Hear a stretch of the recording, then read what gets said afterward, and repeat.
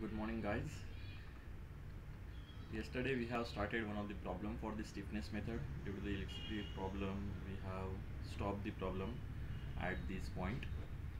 So let us see the backward data. So in this we have started the stiffness problem, in which we have taken the uh, frame with the IK value as a 3. तो इसमें हम लोगों ने consider किया था theta B, theta C and delta. Okay, तो इसके लिए हम लोगों ने वापस कोऑर्डिनेट असाइन किए थे as theta b as the first coordinate clockwise, theta c as the second coordinate clockwise, and third one, that is nothing but delta. So delta, it will be rightward. After that we have calculated the fixed end moments. Obviously fixed end moment will be used for the PL matrix, so we have calculated it depending on the external loading. तो AB के लिए point load ही था, तो इसके लिए WL/8. तो depending on the loading यहाँ पे डायरेक्शंस हम लोगों ने कैलकुलेट किया था. आफ्टर दैट RXA और RXB भी अपने को लगने वाला है, because we have the third coordinate in the deflection form. So उसके लिए अपने को रिएक्शन लगेगा. सो ये रिएक्शन एट B पॉइंट और एट A पॉइंट हम लोगों ने कैलकुलेट किया था. After that we have calculated the friction moment for the BC member which is subjected to UDL. तो UDL के लिए फॉर्मूला था WL² divided by 12. PL matrix first तुम लोग का जो coordinate it is at theta B. तो theta B के ऊपर कौन कौन से मोमेंट्स मीट हो रहा है, दैट इज़ MFBA, MFBC. तो दोनों का हम लोग समेशन लेंगे. Similarly P2L, that is second coordinate is theta C. तो C पॉइंट के ऊपर MFCB, MFCD. P3L, it is nothing but horizontal deflection. तो उसके लिए रिस्पॉन्सिबल RXB और RXC रहेगा, यानी कि horizontal reaction at point B और horizontal reaction at point C. ये दोनों के दोनों AB और CD मेंबर की वजह से आएंगे, BC का नहीं आएगा. सो एक में से एक 0 है, तो टोटल विल बी -50. तो PL मैट्रिक्स हम लोगों ने लिख दिया था. P मैट्रिक्स भी लिख दिया था, that is 0 0 40. Okay, that is जो तुम लोग के फर्स्ट दो कोऑर्डिनेट है वहाँ पे कोई मोमेंट नहीं है, लेकिन थर्ड कोऑर्डिनेट जो है that is your this horizontal deflection at B and C. वहाँ पे 40 किलोन्यूटन का लोड है in the same direction of coordinate. तो वो 40 वहाँ पे रिटर्न यहाँ पे हम लोग यूज़ कर लेंगे. After that stiffness matrix start किया था. ऑब्वियसली आई के वैल्यू 3 है, तो यहाँ पे 3/3 का मैट्रिक्स बनेगा. हर एक कॉलम तुम लोग 1 by 1 फाइंड आउट करोगे. फर्स्ट कॉलम फाइंड आउट करने के लिए we have to apply unit displacement in first coordinate. Similarly second के लिए, सिमिलरली थर्ड के लिए. तो हम लोगों ने यहाँ पे डायग्राम्स बनाया था, उसके हिसाब से हम लोगों ने फर्स्ट कॉलम फाइंड आउट किया था. देन रिटर्न सेकेंड कॉलम हम लोगों ने फाइंड आउट किया था. And we have just to start the third coordinate, और we can say third column. तो थर्ड कॉलम के लिए हम लोगों का जो थर्ड कोऑर्डिनेट है that is theta delta. Okay, that delta is equals to 1. At that time बाकी के जो कोऑर्डिनेट्स रहेंगे वो हम लोग 0 पुट कर देंगे. So now we will start with that sum. तो यहाँ पे हम लोग रिटर्न एक फ्रेम बनाएंगे विद दिस सेम डेटा. ये तुम लोगों का थर्ड कोऑर्डिनेट थोड़ा नया है, तो इसलिए थोड़ा सा देख लो इसको, हम लोग कैसे फाइंड आउट करते हैं. इसका सेम पैटर्न रहेगा. We will put the fixed supports at each end, और we can say at each joint. तो यहाँ पे भी चेक करोगे तो यहाँ पे भी ये फिक्स ही रहने वाला है, और ये भी तुम लोगों का फिक्स रहेगा. नाउ उन्होंने क्या बोला है, that is delta is equals to 1. तो डेल्टा अगर कोऑर्डिनेट अगर तुम लोग ऑब्जर्व करोगे, it is nothing but horizontal deflection. तो किसका हॉरिजॉन्टल डिफ्लेक्शन, टोटल ये BC का हॉरिजॉन्टल डिफ्लेक्शन होगा विथ 1 यूनिट. तो ये 1 यूनिट से आगे चला जाएगा, ये भी सपोर्ट और ये भी सपोर्ट. तो अगर दोनों एक यूनिट से अगर आगे चले जाते हैं तो देखो डिफ्लेक्टेड शेप कैसे आएगा. ये जो सपोर्ट है ये कुछ इस पॉइंट के ऊपर आ जाएगा, तो इसको मैं यहाँ पे लिख देता हूँ. वेराज ये सपोर्ट भी with same distance, that is unit distance से आगे चला आएगा. सो ड्यू टू दिस यहाँ पे डिफ्लेक्टेड शेप बनेगा. देखो रिजिड बॉडी मोशन हो गया BC का, तो BC पॉइंट तुम लोग का बेंट नहीं होगा, वो ऐसे के वैसे डायरेक्टली आगे चला गया. बट ये जो तुम लोगों का AB मेंबर है वो यहाँ पे डिफ्लेक्ट होगा. देखो ये पैरेलल था यहाँ पे, तो वैसे ही पैरेलली यहाँ से निकलेगा. रिटर्न यहाँ पे 90 डिग्री मेंटेन करने के लिए ये रिटर्न स्ट्रेट यहाँ पे मीट हो जाएगा. Return eight this point also अगर चेक करोगे तो ये भी तुम लोगों का सेम निकलेगा पैरेलल, और यहाँ पे रिटर्न 90 डिग्री मेंटेन करेगा. ओके, इसको आगे करने से ये तुम लोगों का डिफ्लेक्टेड शेप बन गया.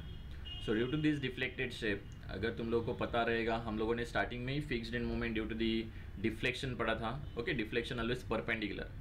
तो इसकी वजह से अगर तुम लोगों को डायरेक्शन चाहिए तो सिंपली देख सकते हो ये इस साइड के ऊपर बेंड हो रहा है, देखो इस साइड के ऊपर बेंड हो रहा है, तो उसको रेजिस्ट करने के लिए तुम लोग ये मोमेंट यहाँ पे अप्लाई करोगे, that is fixed end moment. अगर वैसे भी नहीं देखना है तो तुम लोग चेक कर सकते हो, ये पहले स्ट्रेट था, ये पॉइंट इधर चला गया, मतलब ये जो मेंबर है टोटल ये क्लॉकवाइज रोटेट हो रहा है। ओके, चेक करोगे तो ये पहले ऐसे था, आफ्टर दैट ऐसे हो गया, मतलब ये कैसे क्लॉकवाइज रोटेट हो रहा है। तो अगर क्लॉकवाइज रोटेट होता है डेल्टा के वजह से, तो उसके अपोजिट डायरेक्शन में यहाँ पे मोमेंट जनरेट होगा। तो अगर ये क्लॉकवाइज है तो वी कैन से यहाँ पे तुम लोगों का एंटी क्लॉकवाइज मोमेंट जनरेट होगा बोथ एंड के ऊपर। सिमिलरली इस मेंबर के लिए भी वही एप्लीकेबल रहता है, you can find out by observing any one joint, otherwise we can say ये एंटी क्लॉकवाइज, सॉरी पहले स्ट्रेट था, आफ्टर दैट यहाँ पे क्लॉकवाइज रोटेशन हुआ, तो डेल्टा की वजह से यहाँ पे एंटी क्लॉकवाइज मोमेंट जनरेट होगा। और मोमेंट का वैल्यू क्या रहता है, that is 6EI delta divided by L square. अभी डेल्टा इज इक्वल्स टू 1 है, तो सिंपली ये आ जाएगा 6EI डिवाइडेड बाय यहाँ पे L स्क्वायर। तो L का वैल्यू ये इतना जितना था वो, that is nothing but 4 square. Similarly ये एंड के ऊपर भी सेम ही रहेगा। देखो जब मैं यूनिट रोटेशन अप्लाई करता हूँ तो फार एंड के ऊपर उसका हाफ चला जाता है, लेकिन मैं डिफ्लेक्शन अप्लाई करता हूँ तो डिफ्लेक्शन की वजह से दोनों एंड के ऊपर same amount of moment generate होता है। तो ये इसके लिए इस मेंबर का लेंथ 4 था, इसलिए ये 6EI डिवाइड बाई 4 स्क्वायर हो गया। इस मेंबर का लेंथ 3 है आई थिंक, तो इसके लिए ये आ जाएगा 6EI divided by 3 square. Please observe the EI value, अगर EI वैल्यू भी तुम लोगों का वैरी हो रहा है, देखो AB के लिए भी सेम है, CD के लिए भी सेम है, तो इसीलिए उससे कुछ मतलब नहीं है, तो सिंगल EI है, तो ये हम लोग बोल सकते हैं this is 6EI divided by 3 square, return this is 6EI divided by 3 square. ये हो गया तुम लोगों का मोमेंट का बात। अभी देखो तुम लोगों का AB और CD दोनों के एंड के ऊपर मोमेंट है, मतलब यहाँ पे भी तुम लोगों का रिएक्शंस shear forces आएगा, because we have to calculate the force in the third coordinate also. तो थर्ड कोऑर्डिनेट अपना फोर्स है यहाँ पे। So if you observe C और D पॉइंट के ऊपर देखो, दोनों का यहाँ पे समेशन करोगे तो that total summation will be in anti clockwise direction. तो उसको बैलेंस करने के लिए यहाँ पे कपल फॉर्म होगा, C और D के ऊपर यहाँ पे कपल फॉर्म होगा, that is due to the shear forces.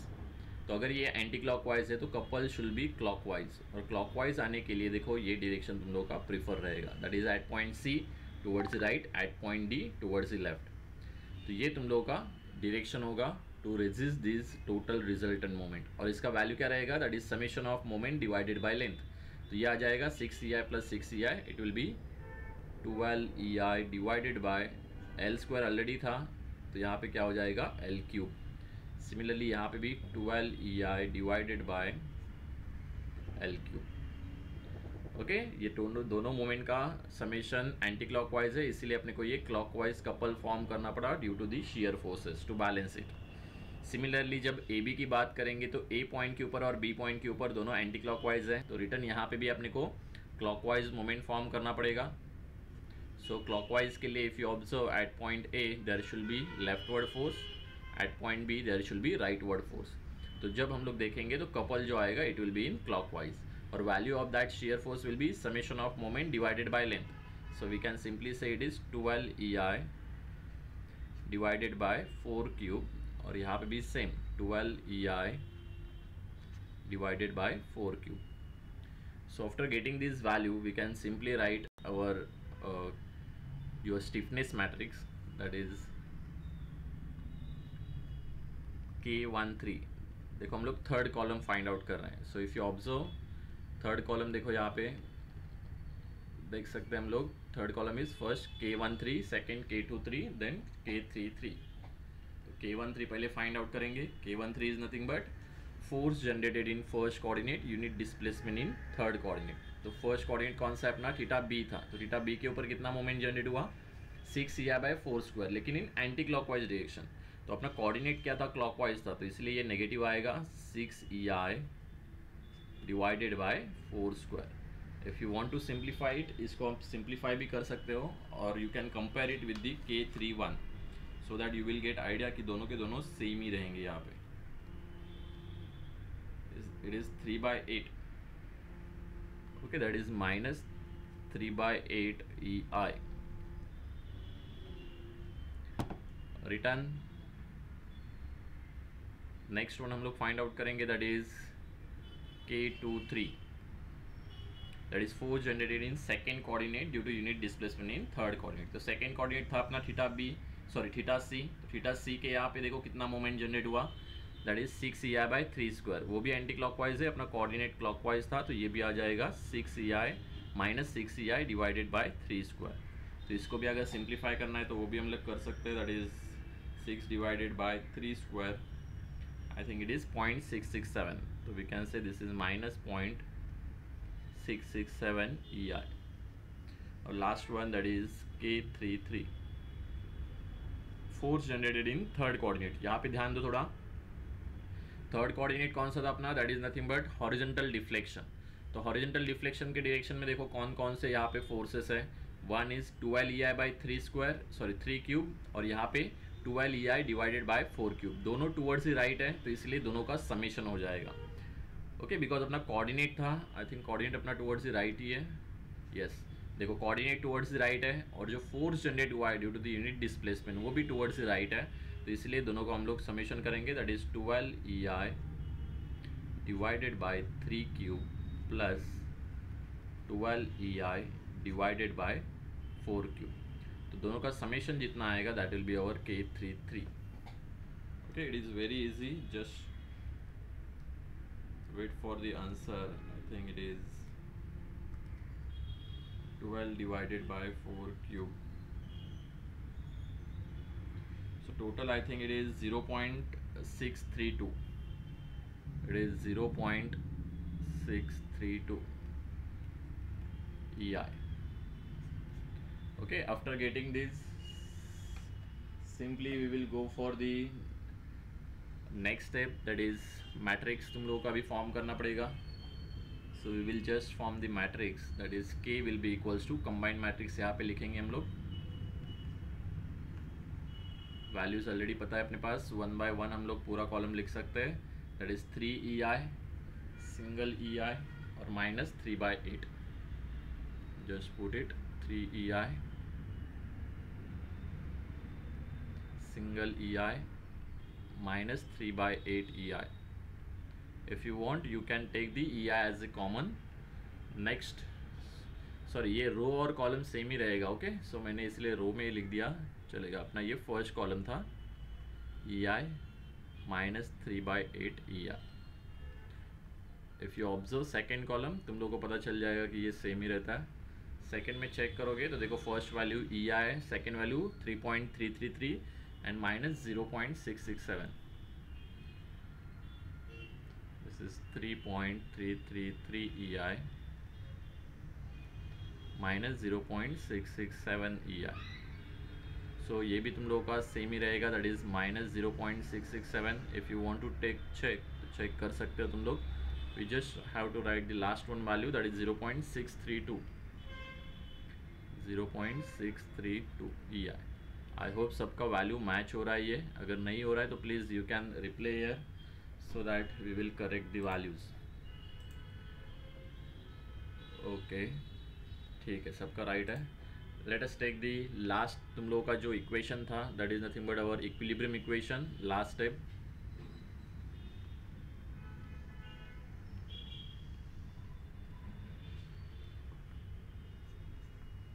in the equilibrium equation we will write, that is P actual force will be equals to PL plus तुम लोगों का K value multiplied by delta। so we will just put the values। तुम लोग का P I think 0 देखो already हम लोग ने निकाला हुआ है, that is P is 0040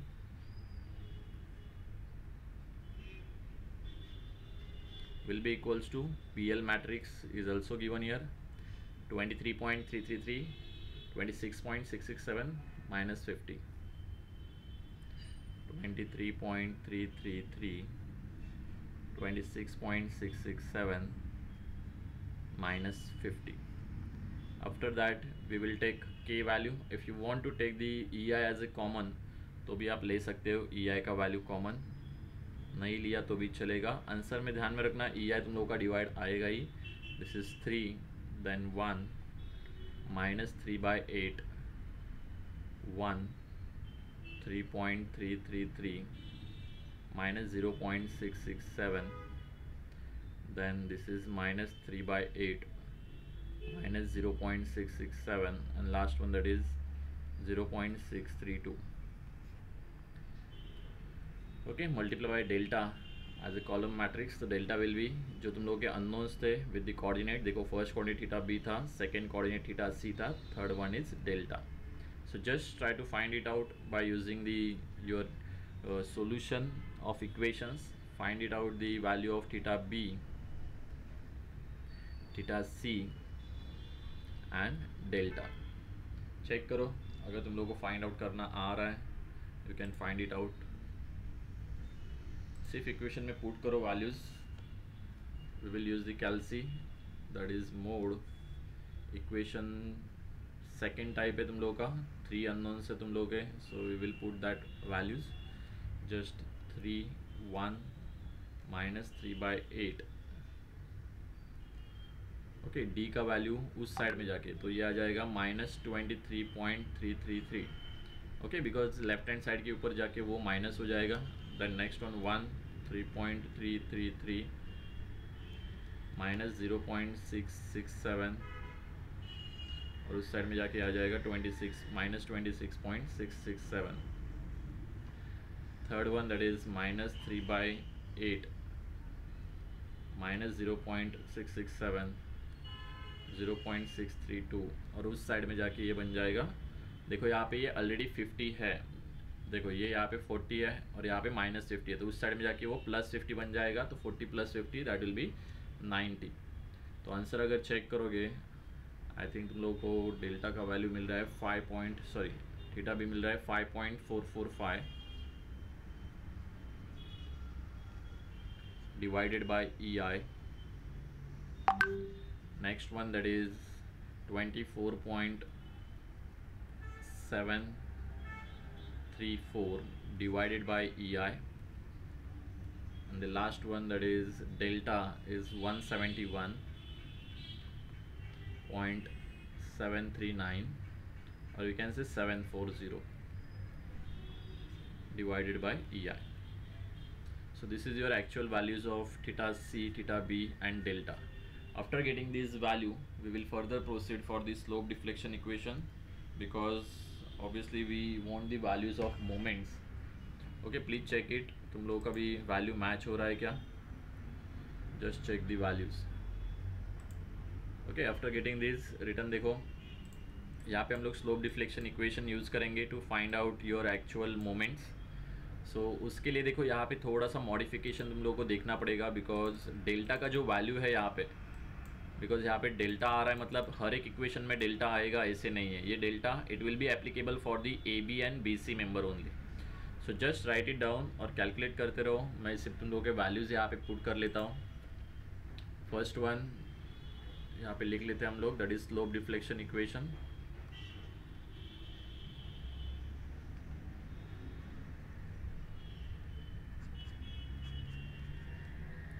first one that is MAB will be equals to MFAB. Just put the values जो मैं यहाँ पे लिख रहा हूँ, 2EI divided by L length of the AB. Okay, यहाँ पे आएगा 2 theta A plus 2 plus theta B -3 delta divided by L. Okay, मैं यहाँ पे जो जो वैल्यू 0 हो जाएगा वो डायरेक्टली लिख रहा हूँ मैं. देखो यहाँ पे थीटा A का वैल्यू 0 है, तो ये डायरेक्टली हम लोग 0 लिख सकते हैं. Just give me the value, answer दे दो क्या है यहाँ पे. Second one that is MBA, it will be MFBA plus 2EI divided by L in bracket 2 theta B plus theta A -3 delta divided by L. तो यहाँ पे भी चेक करोगे तो यहाँ पे भी थीटा A है तुम लोगों का, वो भी यहाँ पे 0 रहेगा. After that next value that is MBC will be equals to MFBC plus 2EI divided by L. यहाँ पे EI का वैल्यू चेक करो, यहाँ पे तुम लोगों का डबल EI तो यहाँ पे मैं ऑलरेडी पुट कर देता हूँ यहाँ पे 2 into 2 E I divided by length of the B C member, in bracket ये आ जाएगा theta B C 2 theta B C plus theta C -3 delta divided by L. यहाँ पे देखो जो डेल्टा जो रहता है it is nothing but perpendicular deflection. So observe करोगे तो ए बी और सी डी को ही ये डेल्टा परपेंडिकुलर है, तो बी सी मेंबर के लिए जब तुम लोग मोमेंट निकालोगे तो ये वैल्यू तुम लोगों का डेल्टा का 0 रहेगा। Okay, there is no need to consider that delta value. Similarly after that MCB it is also equals to MFCB plus 2 into 2 EI divided by L in bracket 2 theta C plus theta B -3 delta divided by L. So here also we will just minus it up, that is delta का value यहाँ पे भी हम लोग 0 लिख देंगे। Check the values, I hope सबको values मिल रहा है। Next one that is MCD will be equals to MFCD plus 2 EI, यहाँ पे सिंगल EI तो मैंने यहाँ पे सेपरेट नहीं किया, length of this CD in bracket 2 theta C plus theta D -3 delta divided by L। तो यहाँ पे तुम लोगों का डेल्टा का वैल्यू रहेगा बिकॉज CD को परपेंडिकुलर है, बट थीटा D का वैल्यू यहाँ पे 0 हो जाएगा। So the last one that is MDC will be equals to MFDC plus 2 EI divided by L, that is length of the CD member in bracket 2 theta D plus theta C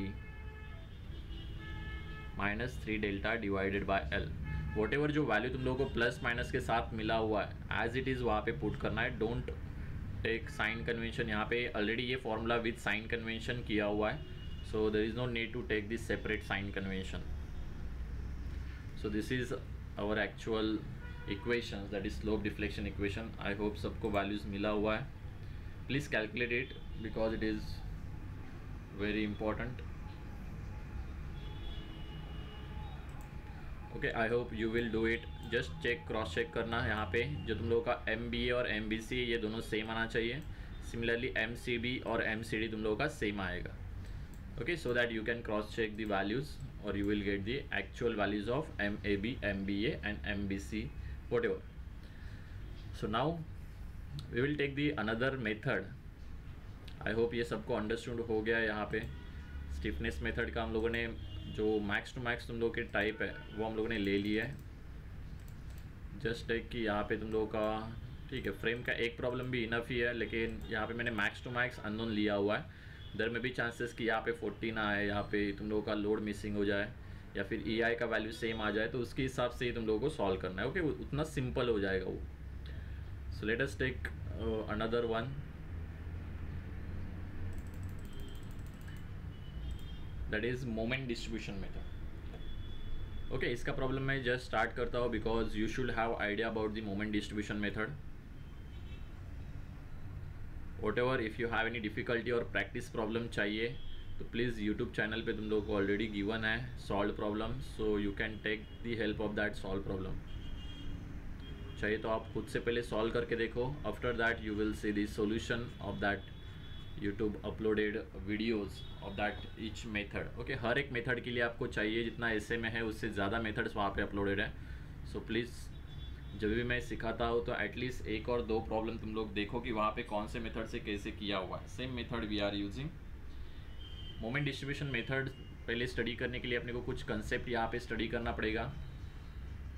first one that is stiffness. Already अभी stiffness method हम लोगों ने study किया तो हम लोग बोल सकते हैं stiffness is nothing but force required to produce unit displacement. Same यहाँ पे वैसे ही है, बट मोस्टली हम लोग मोमेंट्स के साथ यहाँ पे डील करते हैं मोमेंट डिस्ट्रीब्यूशन मेथड में, तो इसको थोड़ा सा मॉडिफाई करते हैं हम लोग। That is the moment required to produce unit rotation, the moment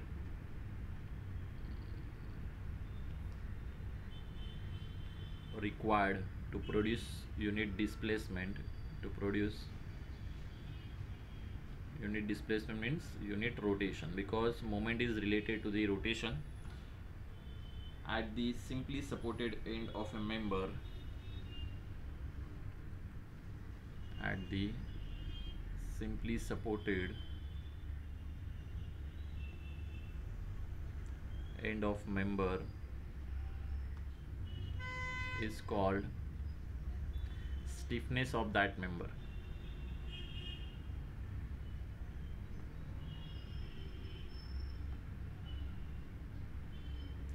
यहाँ पे जो स्टिफनेस है अपने को यहाँ पे सेम स्टिफनेस ही निकालना है, but only for the rotation हम लोग यहाँ पे स्टडी कर रहे हैं. सो यहाँ पे सिर्फ दो वैल्यूज रहेंगे स्टिफनेस के.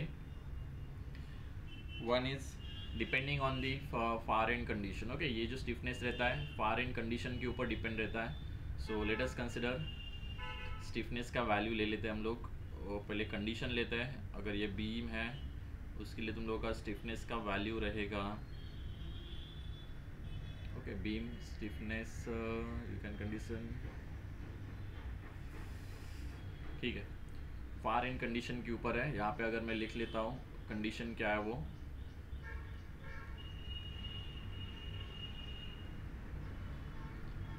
देखो फर्स्ट जो कंडीशन है it is nothing but partially fixed और पार्शियली तुम लोगों का हिंज उसके हिसाब से. सो let us consider first is far end fixed. Okay, far end fixed रहेगा या फिर पार्शियली फिक्स्ड रहेगा. अभी फिक्स्ड मतलब क्या और पार्शियली फिक्स्ड मतलब क्या है वो हम लोग देखेंगे.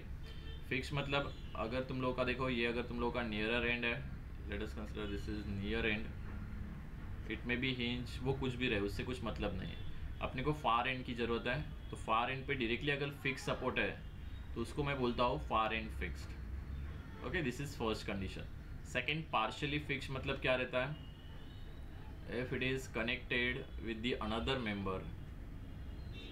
ओके, और बीच में यहाँ पे कुछ तो रोलर है. This is your near end of the member, this is your far end of the member.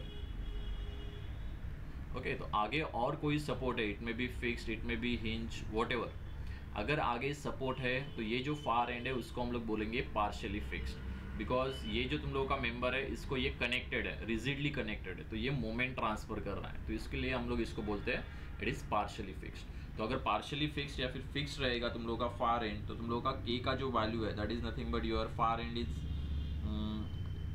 के, दैट इज स्टिफनेस. तो उसको हम लोग बोलते हैं K is equals to 4EI divided by L.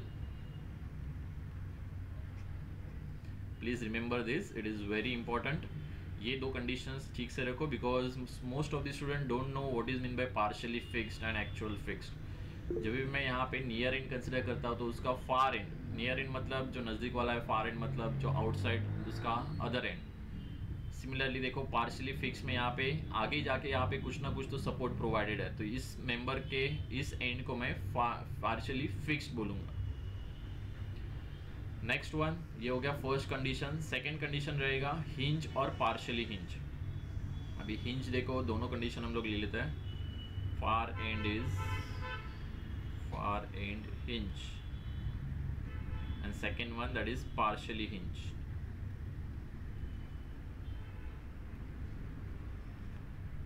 Okay, ये मेंबर में देखो अगर मैं ए बी रीड कर रहा हूँ, दैट इज ए पॉइंट है और ये बी पॉइंट है. ए बी जब मैं रीड करता हूँ तो ए तुम लोगों का नियर एंड रहता है, बी तुम लोगों का फार एंड रहता है. इसके लिए भी सेम, जब मैं ए बी रीड करता हूँ तो ए तुम लोगों का नियर एंड है, बी तुम लोगों का फार एंड है. तो जब मैं ए बी की बात करूंगा, ए बी नॉट बी ए और ए बी दोनों अलग अलग है. जब मैं बी ए बोलता हूँ तो बी तुम लोगों का नियर एंड हो जाएगा, ए तुम लोगों का फार एंड हो जाएगा. तो ए बी के लिए ए तुम लोगों का नियर एंड, बी तुम लोगों का फार एंड. तो आगे अगर सपोर्ट है तो it will be your partially fixed. तो सिमिलरली हिंज का भी कुछ वैसा ही है. हिंज में अगर चेक करोगे, फॉर एक्चुअल हिंज में अगर चेक करोगे टोटल हिंज, तो यहाँ पे कुछ भी रहे, whether it is fix, roller, तुम लोग का जो अगर फार एंड है इट मे बी रोलर और इट मे बी हिंज, तो उसको हम लोग बोलते हैं actual hinge. Okay, hinge, this is A point, this is B point, this is near end और दिस इज फार एंड. तो हम लोग बोल सकते हैं ए बी के लिए तुम लोगों का फार एंड क्या है, यहाँ पे हिंज है. ओके, रोलर और हिंज दोनों सेम ही रहता है मोमेंट डिस्ट्रीब्यूशन मेथड में. अभी पार्शियली हिंज मतलब क्या है, जब तुम लोगों का टोटल ये आगे भी चला जाएगा, लेट अस कंसीडर यहाँ पे कुछ ना कुछ तो सपोर्ट है, बीच में यहाँ पे रोलर या फिर हिंज है और आगे यहाँ पे कुछ सपोर्ट नहीं है, इट इज जस्ट ओवर एंग. जब वो ओवर एंग रहेगा एट दैट टाइम हम लोग बोल सकता है दैट इज ए बी के लिए तुम लोग का जो फार एंड है इट इज़ पार्शियली हिंज। आगे अगर सपोर्ट आ गया तो it will B partially fixed, अगर कोई सपोर्ट नहीं है तो it will B partially hinge. Please remember this. अगर तुम लोगों का ये पार्शियली हिंज या फिर हिंज रहेगा तो तुम लोगों का स्टिफनेस का वैल्यू रहता है K is equals to 3EI divided by L। Okay, most of the book में तुम लोगों का डिफरेंट रह सकता है। ओके, बिकॉज कुछ बुक में रिलेटिव स्टिफनेस कंसिडर करता है और कुछ बुक में डायरेक्टली स्टिफनेस कंसिडर करता है। दोनों में से कौन सा भी कंसिडर किया तो भी चलेगा, no issue. But remember that तुम लोग के ये दो वैल्यूज तुम लोगों को रिमेंबर करने पड़ेंगे, 4EI by L, 3EI by L। Fix partially fix दिखा तो it will be 4EI by L, hinge partially hinge दिखा तो it will be 3EI by L। Now second thing that is carry over moment. एक एक हम लोग part देखते हैं। कैरी ओवर मोमेंट मतलब क्या होता है वो देखते हैं। चलो,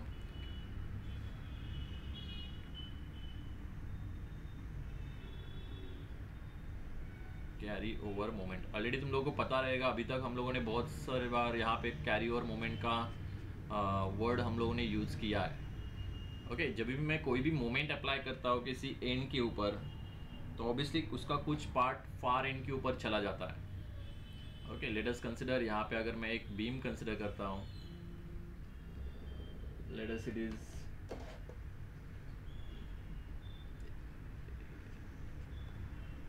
ये कुछ भी कंसिडर करें, नियर एंड का कुछ टेंशन नहीं है।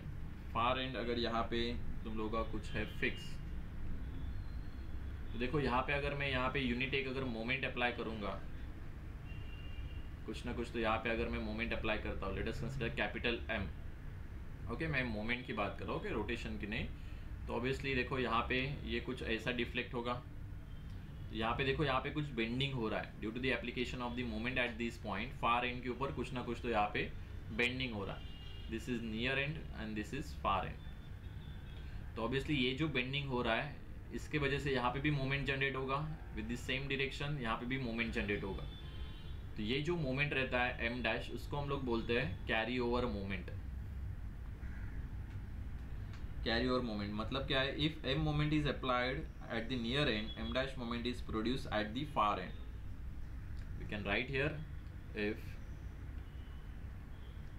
M moment, that is capital M moment, is applied at near end, then M dash moment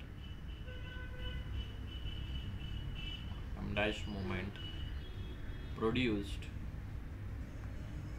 at far end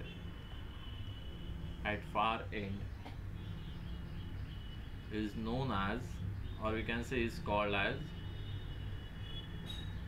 known as carry over moment।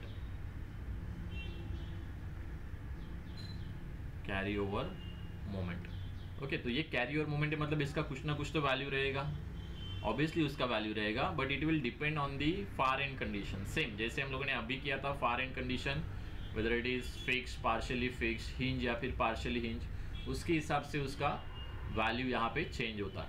तो सिमिलरली कैरी ओवर फैक्टर देखो, यहाँ पे दो ही factor है, वन इज 0 और one is 0.5। सो यहाँ पे मैं दो ही कंडीशन लिखता हूँ, फॉर फिक्स्ड और पार्शियली फिक्स्ड और पार्शियली फिक्स्ड। फिक्स्ड और पार्शियली फिक्स्ड रहेगा तो उसके लिए कैरी ओवर फैक्टर मतलब जो मोमेंट आएगा अपना जो M रहेगा उसको मल्टीप्लाई करना होता है to get the your carry over moment. Carry over factor क्या रहता है? If the partial far end तुम लोगों का अगर फिक्स्ड रहेगा या फिर पार्शियली फिक्स्ड रहेगा, यहाँ पे लिख लेते हैं फार एंड कंडीशन, तो इसके लिए कैरी ओवर फैक्टर तुम लोगों का रहता है that is 0.5। Okay, second one अगर फॉर हिंज्ड और पार्शियली हिंज,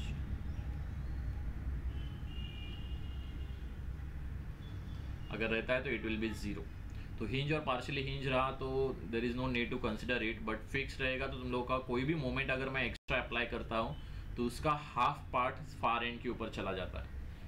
जहाँ पे हम लोगों ने देखा होगा, अभी हम लोग यूनिट रोटेशन अप्लाई कर रहे थे तो वहाँ पे 4EI by L moment generate हुआ था, तो फार एंड के ऊपर इट इज 2EI/L जनरेट होता था। क्यों? बिकॉज दोनों एंड क्या थे, हम लोगों ने फिक्स कंसिडर किए थे, तो फार एंड फिक्स था, तो इसलिए वहाँ पे 2EI/L मोमेंट जनरेट होता था। तो उसके हिसाब से यही तुम लोगों का लिखा हुआ है। कैरी ओवर फैक्टर ये तुम लोगों का लिखा हुआ है, इसका डिफाइन तुम लोग कर सकते हो। It is the ratio of your far end moment to the near end moment. Okay, if you want you can write it, because most of the time तुम लोगों को एग्जाम में ये स्मॉल डेफिनेशंस पूछा जाता है। That is carry over factor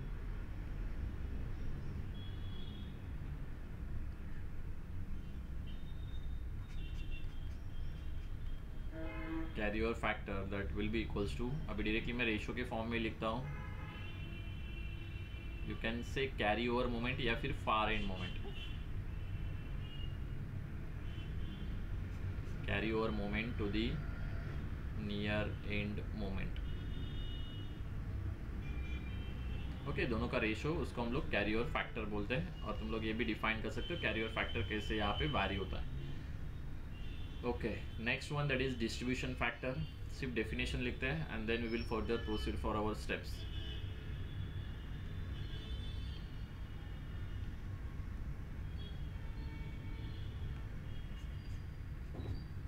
distribution factor इसको हम लोग सिंपल निकालते हैं, that is at particular joint के ऊपर निकाला जाता है, दैट इज डिस्ट्रीब्यूशन फैक्टर। तो for a particular joint distribution factor will be nothing but that is stiffness of that member divided by summation of stiffnesses of the members meeting at that joint. Okay, एक single member के लिए distribution factor निकाला जाता है, तो उसका एक joint के ऊपर उसका स्टिफनेस कितना है, समेशन बाय उसका जो स्टिफनेसेस ऑफ ऑल मेंबर्स रहेंगे जो एक जॉइंट के ऊपर मीट होते रहेंगे वो। अभी देखो यहाँ पे मैं एक एग्जांपल ले लेता हूँ।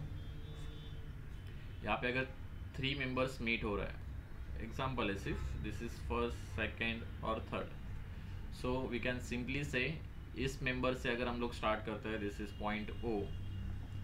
ओके, ये जॉइंट कुछ भी रह सकता है, ये भी कुछ भी रह सकता है, ये भी कुछ। तो O के लिए हम लोग हर एक का डिस्ट्रीब्यूशन अलग अलग रहेगा। जब भी मैं यहाँ पे मोमेंट अप्लाई करूँगा तो OC, OB और OB कुछ ना कुछ तो मोमेंट कैरी करेगा। ओके, हर एक का कंट्रीब्यूशन अलग रह सकता है, तो वो अलग कंट्रीब्यूशन कहाँ से मिलेगा अपने को, डिस्ट्रीब्यूशन फैक्टर से।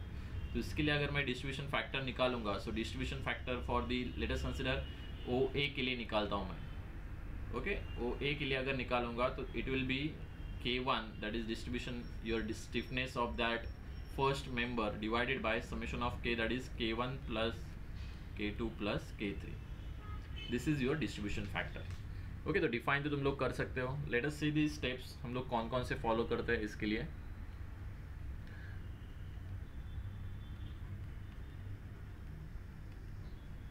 Stepwise procedure for MDM। MDM totally तुम लोगों का टेबुलर फॉर्म में ही सॉल्व होता है, सो it will be very simple for us. सब हम लोग टेबल फॉर्म में ही करने वाले हैं। Mostly there will be 2 types of problem, one is with sway that is delta अगर एग्जिस्ट कर रहा है, and second one without delta. Without delta वाला बहुत सिंपल है, अगर डेल्टा आता है तो अपने को डबल MDM तुम लोगों को सॉल्व करना पड़ता है। लेट अस से हम लोग स्टार्टिंग में हम लोग विदाउट डेल्टा ही कंसिडर कर लेते हैं। If you get time we will see for the with delta. So let us consider step 1। Obviously we are dealing with the moment, तो यहाँ पे हम लोग फिक्स्ड एंड मोमेंट कैलकुलेट करते हैं। Fixed end moment will be calculated for only external member loading. Okay, same फंडा यहाँ पे यूज़ करें हम लोग। एक्सटर्नल लोडिंग के लिए हम लोग फिक्स्ड एंड मोमेंट कैलकुलेट करेंगे। Then step number 2, we will calculate here distribution factor table, means we require the distribution factor। तो यहाँ पे हम लोग distribution factor table फॉर्म करेंगे। This is your first table जो हम लोग यहाँ पे फॉर्म करने वाला है। तो इसमें देखो टेबल में हम लोग क्या लिखते हैं, दैट इज जॉइंट। ये टेबल सिर्फ वहाँ पे ही फॉर्म करेंगे जहाँ पे मोर देन 1 मेंबर कनेक्टेड है जॉइंट के लिए, तो there is no need to consider each and every joint. Okay, जहाँ पे जॉइंट के ऊपर मोर देन 1 मेंबर कनेक्टेड है वही जॉइंट हम लोग कंसिडर करेंगे। सो जॉइंट के लिए कौन सा भी जॉइंट हम लोग पहले कंसिडर कर सकते हैं। Then members meeting at a joint, एक सिंगल जॉइंट के लिए कितने मेंबर्स मीट हो रहे हैं वो अपने को दिखाना पड़ेगा। Late us consider BA and BC। अगर कोई जॉइंट अगर यहाँ पे हम लोग AB डिफरेंट है, BA डिफरेंट है, please be precise. After that we will calculate the stiffness. Obviously we know the value of the stiffness is, that is 4 EI by L if the far end is fixed and 3 EI by L if the far end is hinge. तो उसके हिसाब से हम लोग यहाँ पे ये values लिखेंगे. देन समीशन ऑफ स्टिफनेसेस, दोनों का हम लोग समीशन करेंगे. There may be value of this both. एक जॉइंट के लिए हम लोग सिर्फ समीशन ऑफ के करते हैं. एंड देन लास्ट वन हम लोग डिस्ट्रीब्यूशन फैक्टर कैलकुलेट करते हैं, that will be equals to K divided by summation of K. तो इसके लिए के का वैल्यू है अपने पास, stiffness is nothing but K divided by summation of K करेंगे तो अपने को ये डिस्ट्रीब्यूशन फैक्टर के वैल्यूज मिलेंगे. तो ये तुम लोगों का कांस्टेंट रहेगा टेबल. ओके, सिर्फ तुम लोगों को स्टिफनेसेस के दो ही वैल्यूज है वो पता होने चाहिए कब यूज़ करना है, so that you will simply get the distribution factor. As distribution factor is needed for your MDM table, because MDM table में अपने को जो मोमेंट हम लोग अप्लाई करेंगे तो उसके लिए अपने को डिस्ट्रीब्यूशन फैक्टर नीडेड है. आफ्टर गेटिंग दिस, लास्ट जो स्टेप रहेगी और लास्ट जो टेबल रहेगा that is your MDM table. बस इतना ही 3 स्टेप है अपना. Step number 3, that is moment distribution table.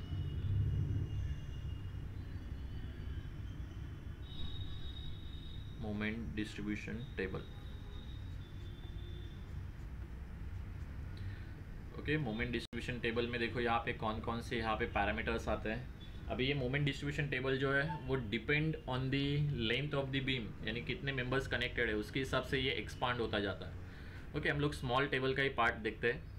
पहला जो आएगा तुम लोगों का जॉइंट, जिसको हम लोग हॉरिजॉन्टल में लिखेंगे. जॉइंट यानी कि समझो फर्स्ट जो मेंबर है, फर्स्ट जो जॉइंट है, इसमें हम लोग सब जॉइंट्स लिखेंगे. यहाँ पे कुछ हम लोग नेग्लेक्ट नहीं कर सकते. सेकेंड जॉइंट है, let us consider B, and third joint है, लेट अस कंसिडर सी. ऐसे ऐसे ये आगे चलता जाएगा.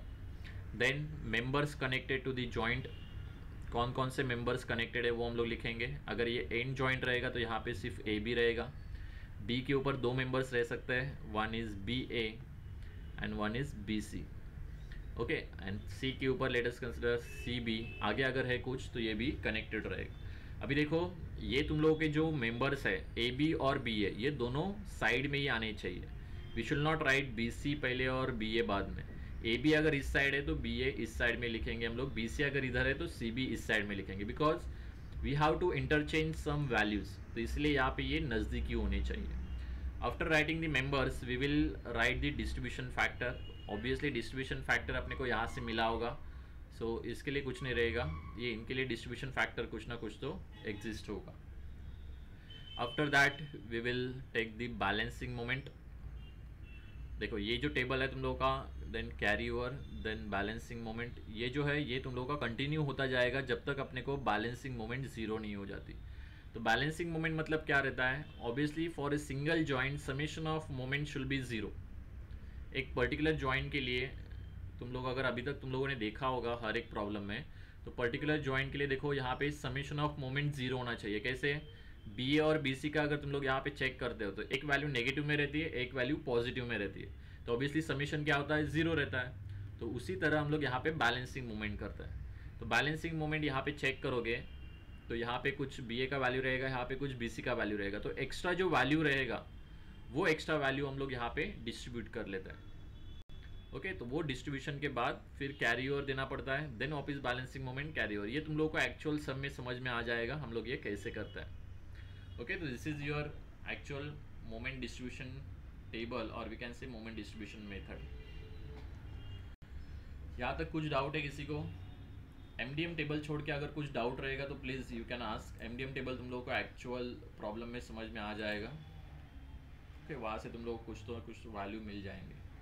Yes, is there any doubt? अगर कुछ भी डाउट है तो प्लीज़.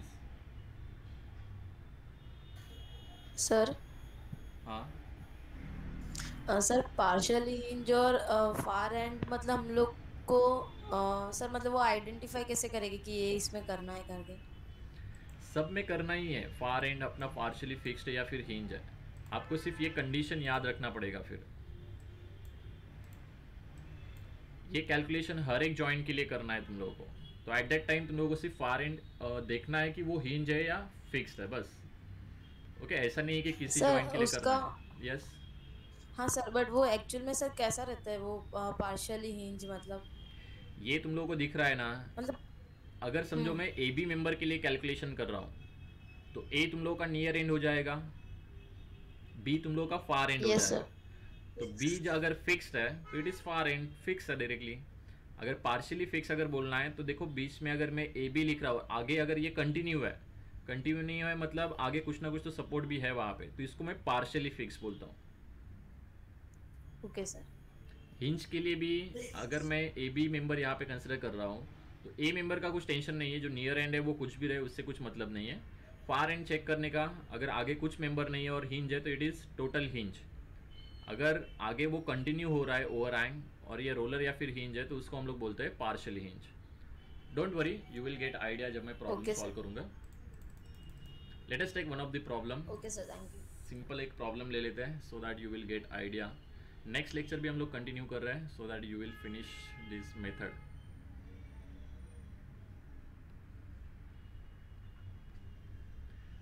प्रॉब्लम पहला वाला मैं थोड़ा सिंपल ले लेता हूँ सो दैट इसमें हम लोग पार्शियली फिक्स्ड हिंज, पहले हम लोग सिर्फ लास्ट वाला ले लेते हैं हिंज और एक फिक्स ले लेते हैं सो दैट आपको दोनों के दोनों कंडीशंस यहाँ पे दिख जाएंगे। Let us consider this is A point, this is B point, this is C point.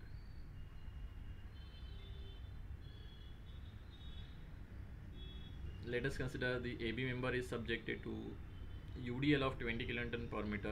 BC is subjected to point load of 100 kilonewton. Length of the AB is 4 meter. This is 3 meter and this is 3 meter.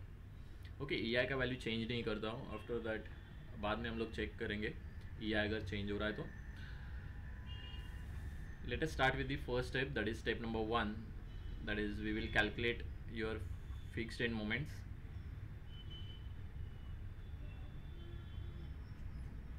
So FEM के लिए देखो यहाँ पे MFAB अगर calculate करेंगे तो it will be -WL square divided by 12.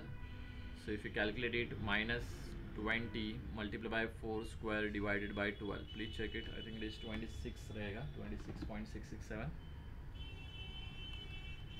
20 into 4 square divided by 12. Yes, 26.667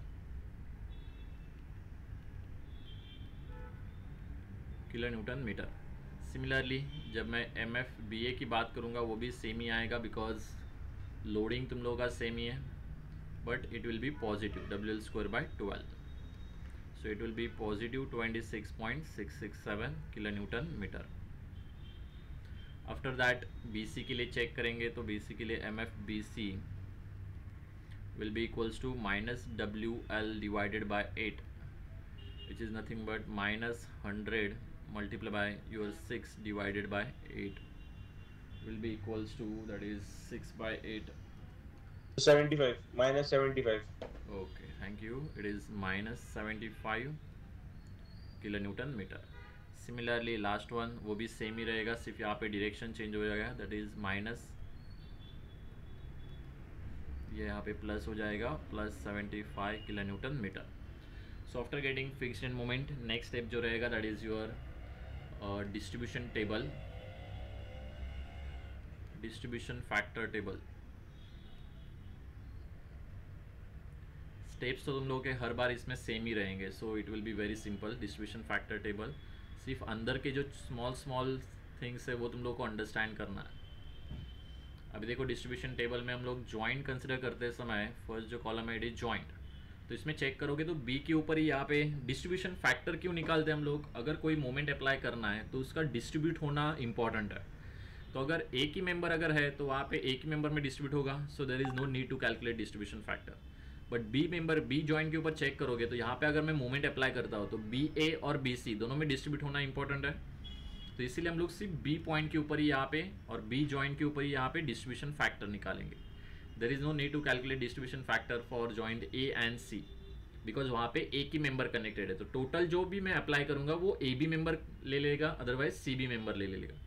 तो यहाँ पे हम लोग ले सकते हैं joint B only. Then members connecting to the joint B will be nothing but first one is BA and second one that is BC. then stiffness value, अभी देखो यहाँ पे जब मैं BA की बात कर रहा हूँ, रीड क्या किया मैंने, बी ए, तो बी अपना नियर एंड हो गया, ए अपना फार एंड हो गया। तो बी ए अगर मैं बोलता हूँ तो फार एंड देखो क्या है यहाँ पे, फिक्स्ड। अगर फार एंड अगर फिक्स्ड रहता है तो तुम लोगों का स्टिफनेस का वैल्यू रहता है 4EI डिवाइडेड बाय एल। तो मैं यहाँ पे लिख सकता हूँ it is 4EI divided by length is 4 metre. Okay, जब मैं BC की बात करूँगा तो B तुम लोगों का नियर एंड है, C तुम लोगों का फार एंड है। तो चेक करो BC, C देखो तुम लोगों का रोलर है, मतलब ये क्या हो गया, हिंज हो गया। तो फार एंड डायरेक्टली हिंज है, तो हिंज के लिए अपने पास वैल्यू है it is 3EI divided by L. L is nothing but 6 metre. Then we will take summation of K. एक सिंगल जॉइंट के लिए हम लोग समेशन ऑफ के लेते हैं। ओके, अगर दूसरा कोई जॉइंट आता है तो उसके लिए वो कैलकुलेशन अलग रहेगा। तो यहाँ पे अगर समेशन ऑफ के लेते हैं तो इट इज़ आएगा ये 1 और ये आएगा 1/2। तो 1 + 1/2 that is nothing but 1.5 EI। Then last one that is distribution factor. Distribution factor हर एक मेंबर के लिए रहेगा k divided by summation of k। तो first one that is 1 divided by 1.5, check करो कितना है, 0.667। सर 2/3, हाँ मतलब वही। Yes yes, same same. Then ये हाफ डिवाइडेड बाय 1.5, ये आएगा 0.333। यहाँ पे एक तुम लोग को मैं ट्रिक देता हूँ कि वॉट एवर जो समेशन रहेगा डिस्ट्रीब्यूशन फैक्टर का for particular joint, it should be equals to 1। Summation of distribution factor for single joint it should be equals to 1, because अपने को डिस्ट्रीब्यूट करना है। तो डिस्ट्रीब्यूट टोटल 100 के फॉर्म में होगा, तो उसमें से कुछ % इधर चला जाएगा, कुछ % इधर चला जाएगा। तो इसलिए टोटल जो फैक्टर है इट इज़ 1 आना चाहिए। तो 3 मेंबर भी अगर कनेक्टेड रहेंगे या फिर 4 मेंबर कनेक्टेड रहेंगे तो भी समेशन 1 आना चाहिए, तभी तुम लोग का जो आंसर है वो राइट रहेगा। तो वहाँ पे आप क्रॉस चेक कर सकते हो कि डिस्ट्रीब्यूशन फैक्टर का समेशन कितना आ रहा है फॉर पर्टिकुलर जॉइंट। ओके, ये नॉर्मली टेबल के फॉर्म में लिखने का हर बार।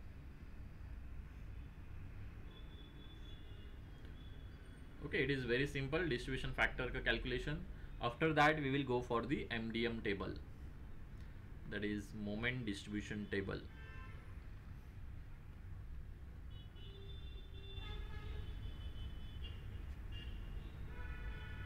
अगर ये विदाउट स्वे है तो it is very simple one, लेकिन स्वे आता है तो थोड़ा सा ये रिटर्न अपने को कैलकुलेशन थोड़ा बढ़ जाता है, बाकी कुछ नहीं।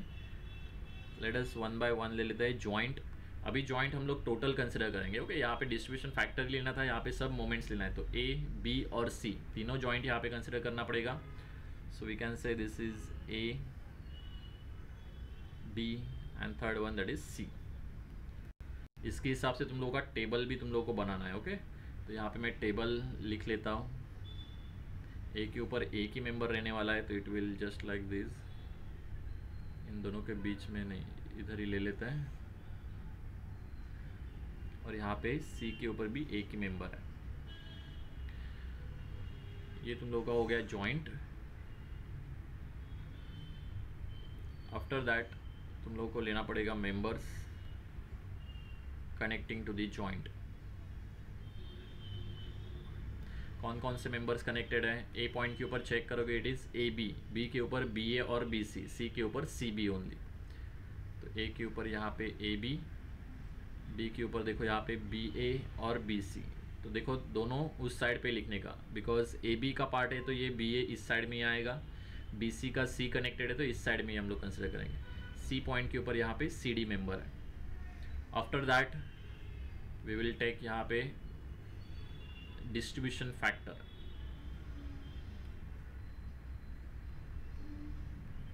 डिस्ट्रीब्यूशन फैक्टर देखो AB और CD के लिए कुछ नहीं है distribution factor. If you observe BA and BC तो 0.667, 0.333।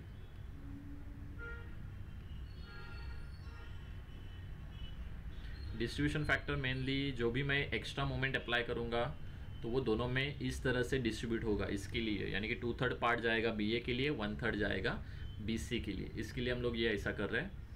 After that we have to write the moments. कौन से moments, that is fixed end moments या फिर इनिशियल मोमेंट बोल सकते हैं हम लोग। ओके, अभी यहाँ पे सिर्फ फिक्स्ड एंड मोमेंट्स ही है तो डायरेक्टली हम लोग फिक्स्ड एंड मोमेंट लिखा तो भी चलेगा। सो सिंपली टेक AB के लिए देखो -26.667,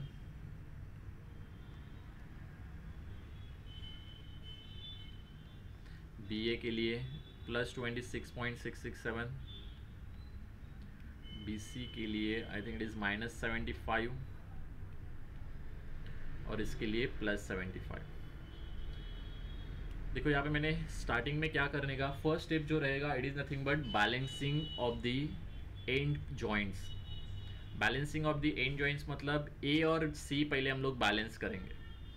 कैसे बैलेंस करते हैं वो देखो, पहले चेक करो। A तुम लोगों का फिक्स्ड है, मतलब यहाँ पे कुछ ना कुछ तो मोमेंट एग्जिस्ट करेगा। सो ऑब्वियसली यहाँ पे मोमेंट है तो there is no need to do anything else at point A। But if you observe the point C point अगर ऑब्जर्व करते हो it is end hinge point है।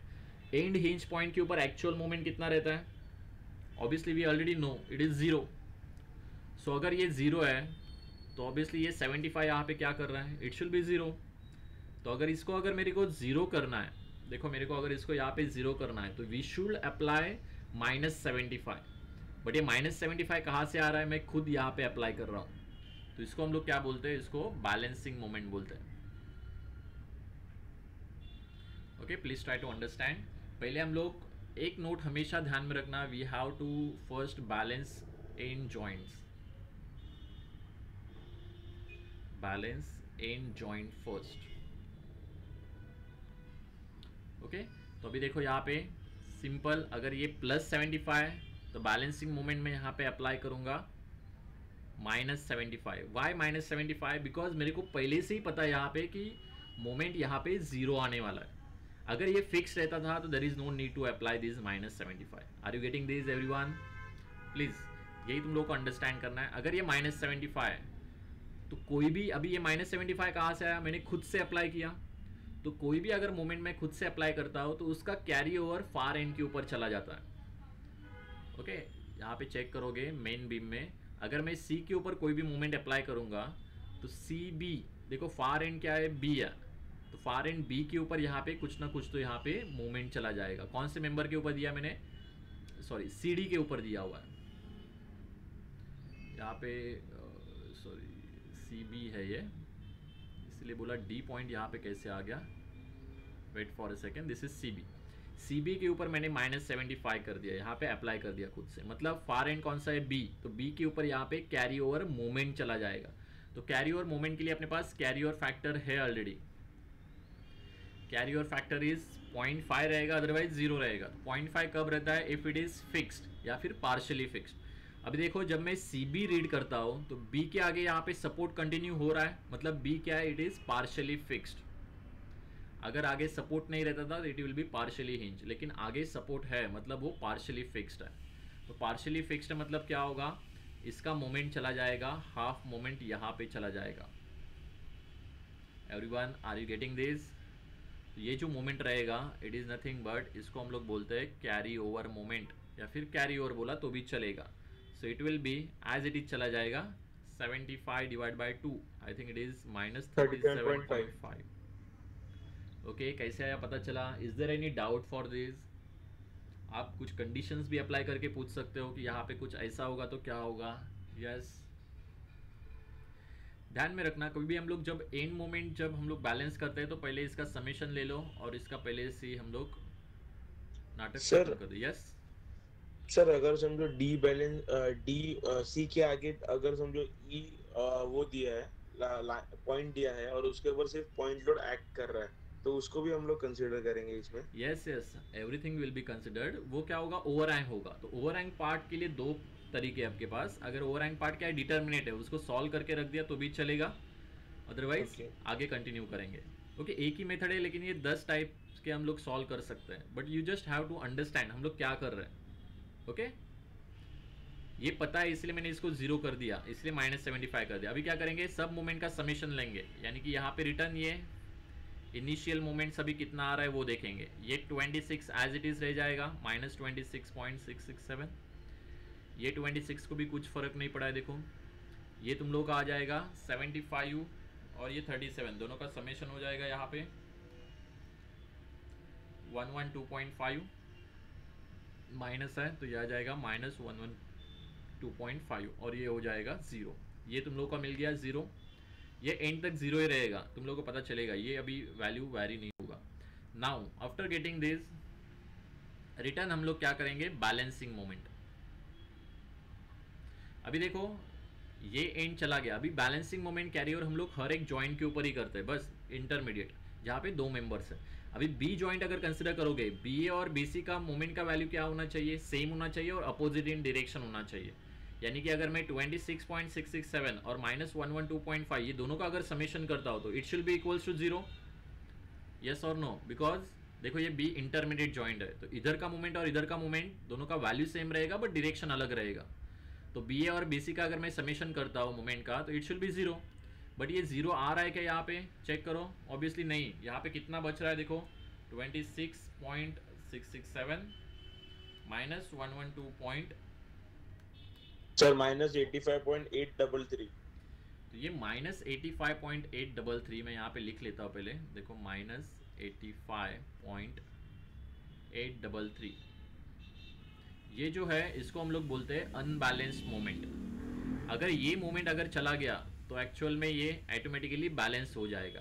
तो ये कहाँ से जाएगा, we have to distribute this moment along the A B and B C. ये एक्स्ट्रा मोमेंट है -85, अगर इसको मेरे को 0 करना है, ये 0 हो गया मतलब खत्म हो गया प्रॉब्लम। अगर इसको मेरे को 0 करना है तो अपने को +85.883 अपने को यहाँ पे डिस्ट्रीब्यूट करना पड़ेगा। आर यू गेटिंग दिस, दोनों का समेशन करके अपने को -85 मिला, तो वो -85 0 करने के लिए अपने को यहाँ पे +85 डिस्ट्रीब्यूट करना पड़ेगा। तो वो कैसे डिस्ट्रीब्यूट करेंगे, we will multiply this 85 with respect to distribution factor. तो 85 मल्टीप्लाई बाय 0.667 हो जाएगा बी ए का पार्ट, 85 मल्टीप्लाई बाय 0.333 हो जाएगा बी सी का पार्ट। तो simply we will multiply it by 0.667 first. Sir B A के लिए 57.25। ओके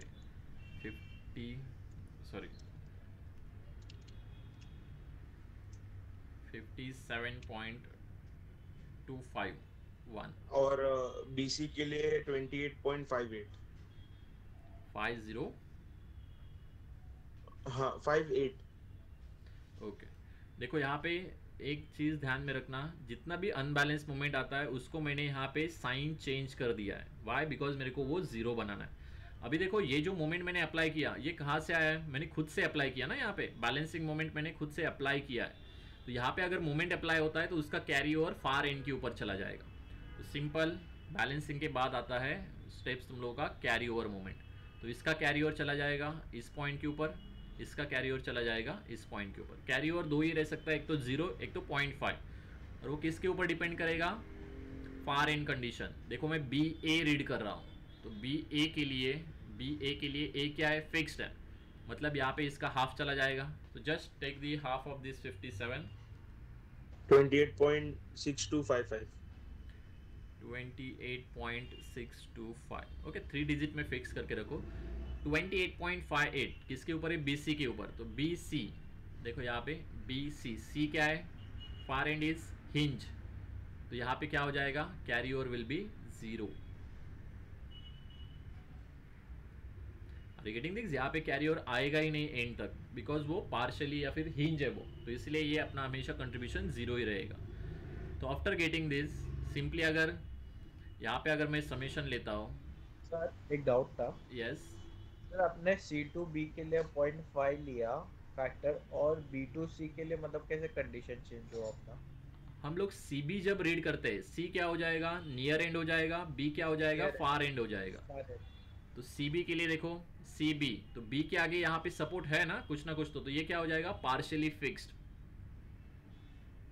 ओके सर, हाँ पार्शियली फिक्स्ड हुआ तो मतलब उसका 0.5 है कैरी ओवर फैक्टर। जब मैं बी सी रीड करता हूँ तो बी तुम लोग का नियर एंड हो गया, सी तुम लोग का फार एंड हो गया। तो फार एंड क्या, इट इज टोटली हिंज, आगे कुछ मेंबर ही नहीं है, तो ये क्या हो जाएगा, हिंज, तो उसके लिए carry over factor will B 0। Okay अभी ये रिटर्न समीशन हम लोग ले लेंगे तो टोटल आपको मिल जाएगा कि मोमेंट्स कितना आ रहा है। चेक करो ये, अभी देखो यहाँ तक मैंने समीशन ले लिया है, तो यहाँ से आगे समीशन लेंगे -26.667। चेक करो ये कितना आ रहा है, आई थिंक इट इज 1.958। 1.958, हाँ राइट सर। इसका चेक करोगे 26.667 प्लस 57.251, तो ये आ रहा है 83.918। ये चेक करो, ये देखो तुम लोग का माइनस 83 पॉइंट समथिंग आएगा, माइनस 83.921। 921, और ये लास्ट वाला 0। अभी तुम लोग ऑब्जर्व करोगे तो ये दोनों मोमेंट्स सेम हो गए। डिजिट अगर टोटली फिक्स करते हो तो ये तुम लोग का परफेक्टली मैच हो जाएगा। थोड़ा डिजिट का प्रॉब्लम है, डोंट वरी, बट ये तुम लोग का सेम आ रहा है।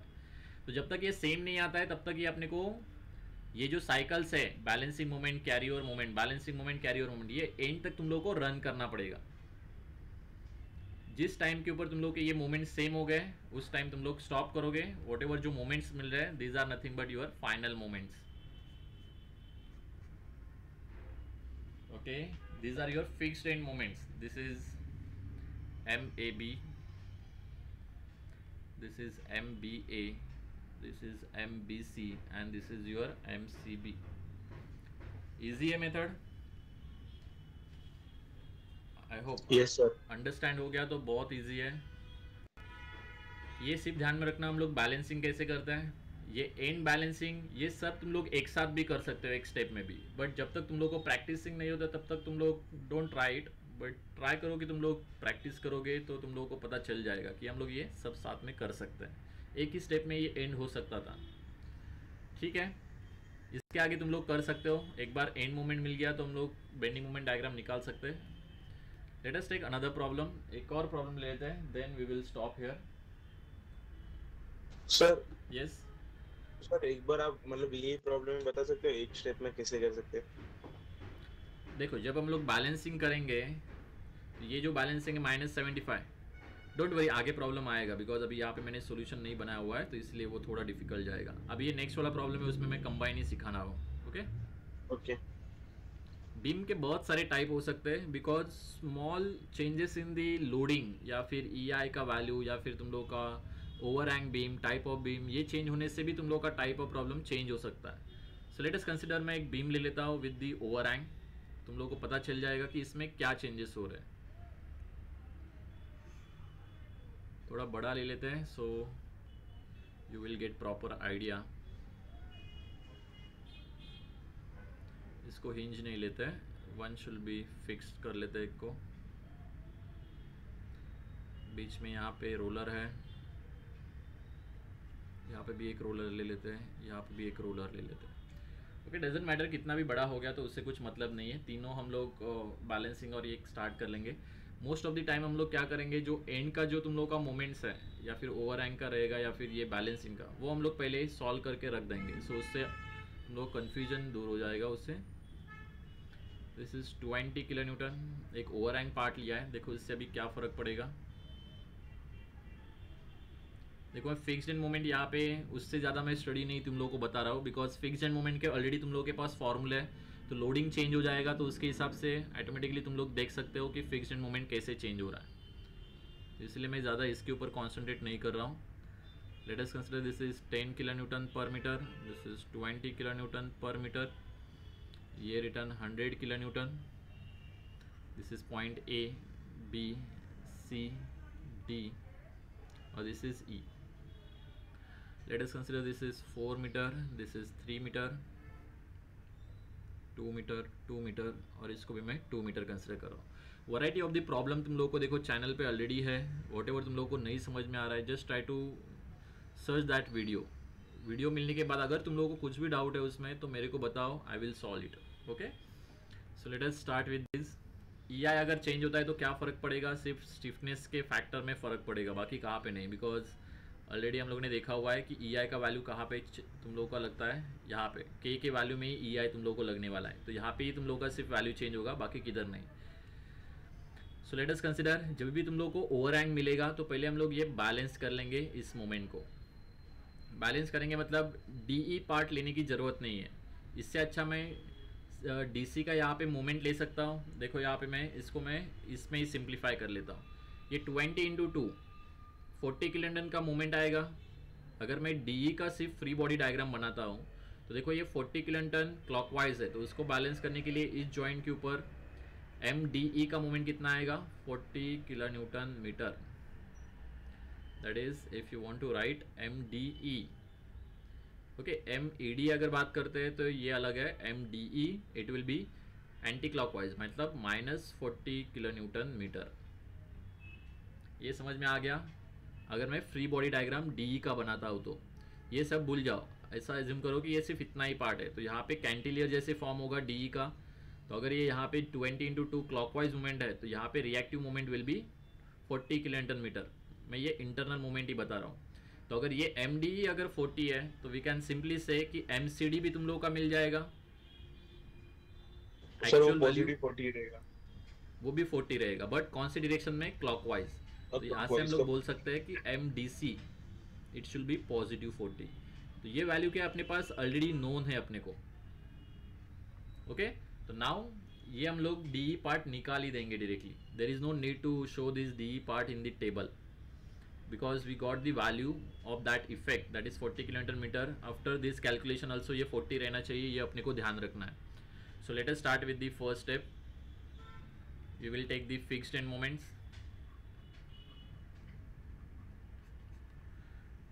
फिक्स्ड एंड मोमेंट फटाफट हम लोग बता सकते हैं, that is MFAB will be equals to -MFBA, shortcut में लिख रहा हूँ मैं। It will be -WL² divided by 12। Check करोगे तो it will be 10 × 4² divided by 12,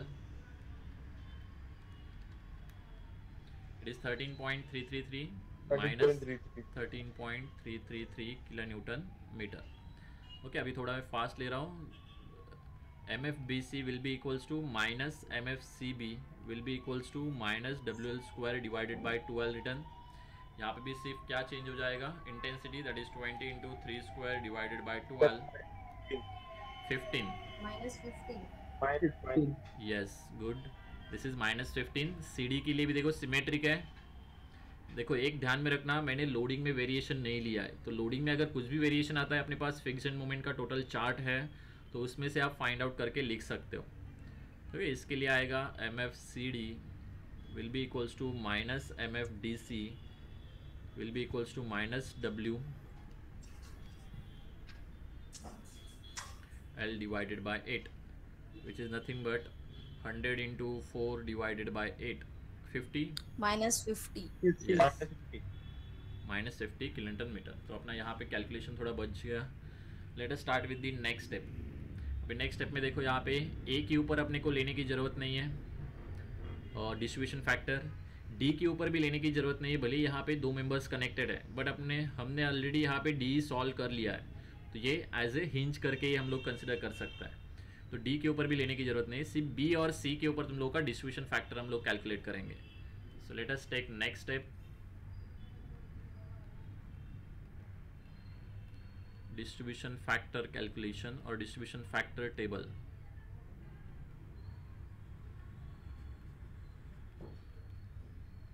Simply take यहाँ पे joint is first one is B and second one is C. Then members connecting to the joint, B के लिए देखो यहाँ पे BA आएगा, then BC, C के लिए यहाँ पे CB आएगा, then CD। ओके, ऑब्जर्व कर सकते हो तुम लोग, B के लिए BA BC, C के लिए CB CD। Then value of K के लिए देखो BA का वैल्यू अगर चेक करोगे, फार एंड इज फिक्स्ड, तो इट विल बी 4EI/L। तो यहाँ पे ये 4EI divided by length check करेंगे, इट इज़ 4। BC की बात करेंगे तो BC के लिए चेक करो, ये पार्शियली फिक्स्ड है बिकॉज C के आगे क्या यहाँ पे D सपोर्ट है, तो BC के लिए C इज़ पार्शियली फिक्स्ड। तो इसके लिए भी हम लोग लिख सकते हैं, it is 4EI divided by L। I think length is 3 metre.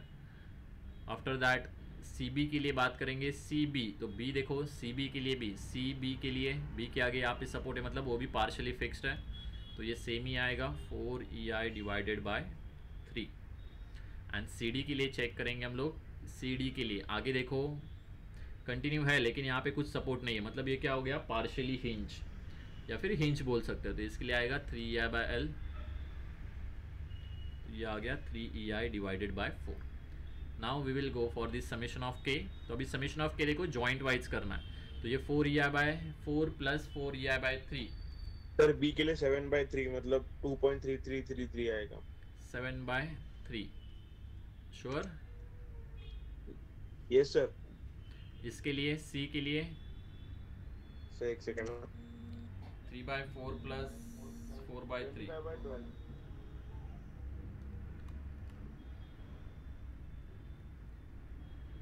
Yes sir 25/12 मतलब 2.0883। चलेगा। लास्ट वन हम लोग डिस्ट्रीब्यूशन फैक्टर कैलकुलेट करेंगे हर एक पॉइंट के लिए। k divided by summation of k, ये 1 divided bye 7/3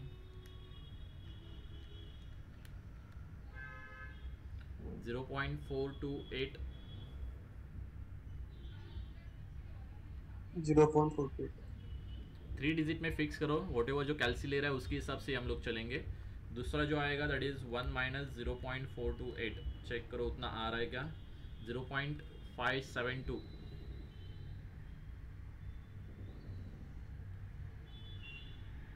next one that is 25/12 के लिए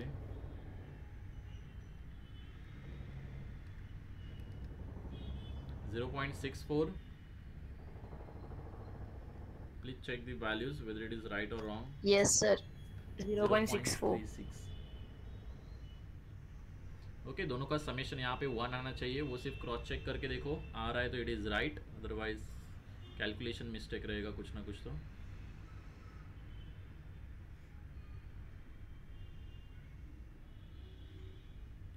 after getting this we will go for the next table that is nothing but your MDM table. Sir 2 है। Okay 2 आ रहा है। Which one?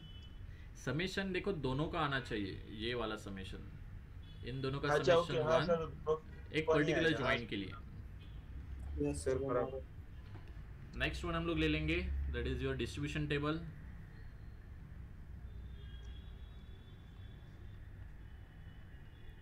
MDM table. Okay, तो MDM table में देखो यहाँ पे 1 बाय 1 फर्स्ट जो तुम लोग का रहेगा that is joint, joint is A, next one that is B, then C, then last one that is D। तो हर एक को अगर सेपरेट करना है तो सेपरेट भी कर सकते हैं हम लोग। A के लिए देन रिटर्न ये दिस इज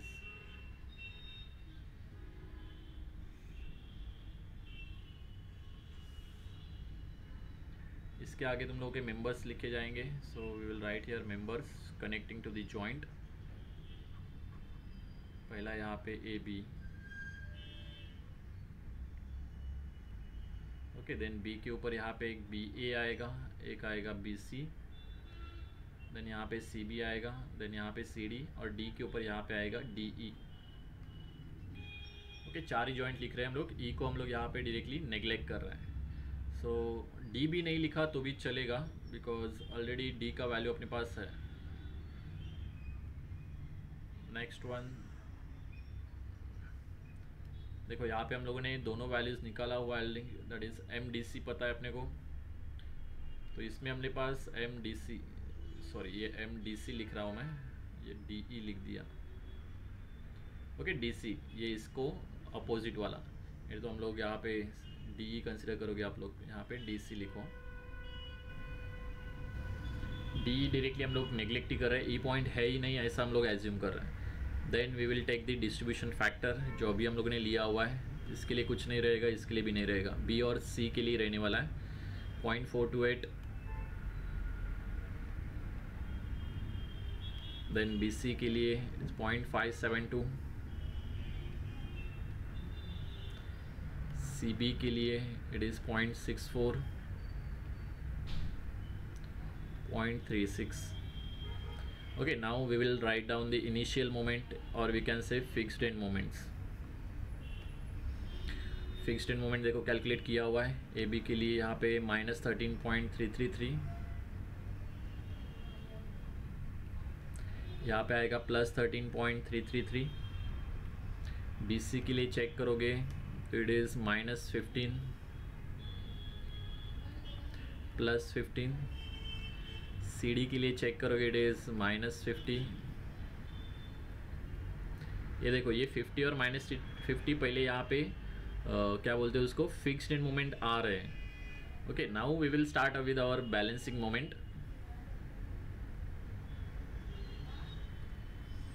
अभी चेक करोगे तो पहले एंड जॉइंट हम लोग पहले बैलेंस करेंगे.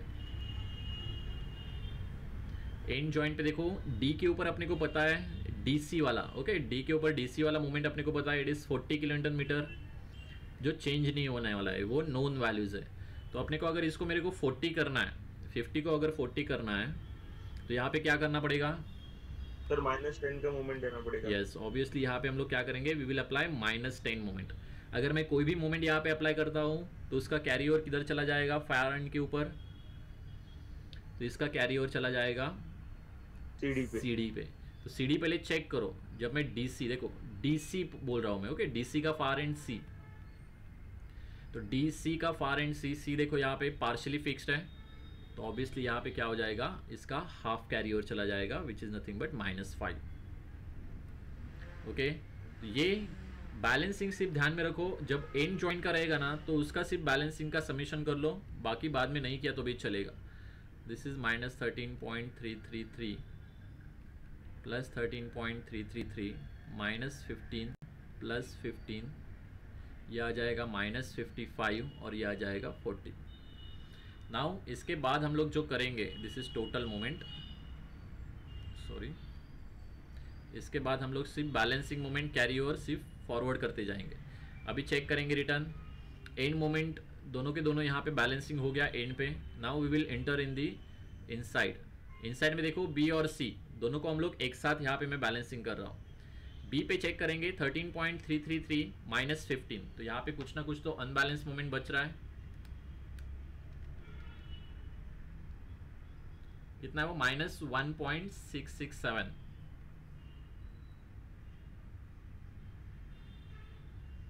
ये जो रेड में लिख रहा हूँ ना, there is no need to write it, सिर्फ तुम लोगों के अंडरस्टैंड के लिए मैं यहाँ पे लिख रहा हूँ. सी के ऊपर चेक करोगे तो देखो यहाँ पे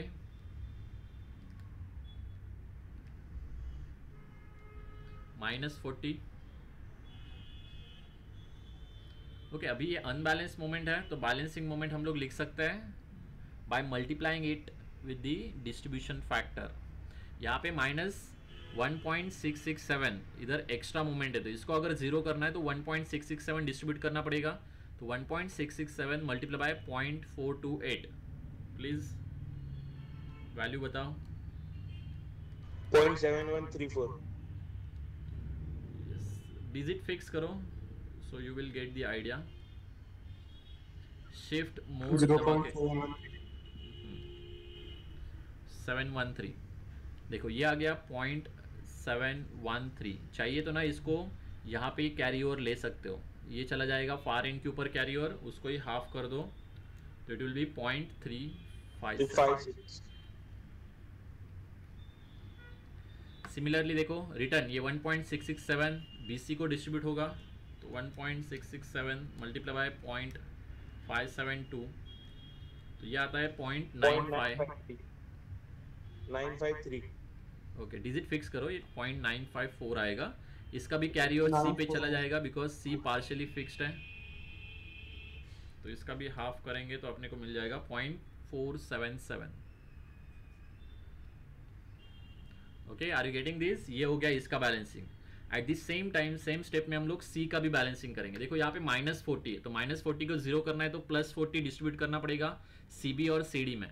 तो +40 के लिए देखो 40 मल्टीप्लाई बाय 0.64, 25.6 यहाँ पे आ जाएगा. उसका कैरी ओवर चला जाएगा फार एंड के ऊपर, डिवाइडेड बाय 2 करके 12.8. Okay, return 40 multiply by 0.36, 14.4. ये आ जाएगा 14.4.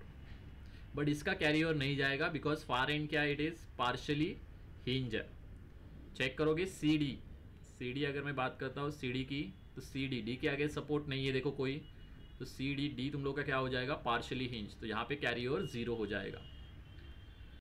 आफ्टर दैट देखो समेशन करने के बाद अपने को रिटर्न यहाँ पे एक्स्ट्रा कुछ ना कुछ तो मिलेगा.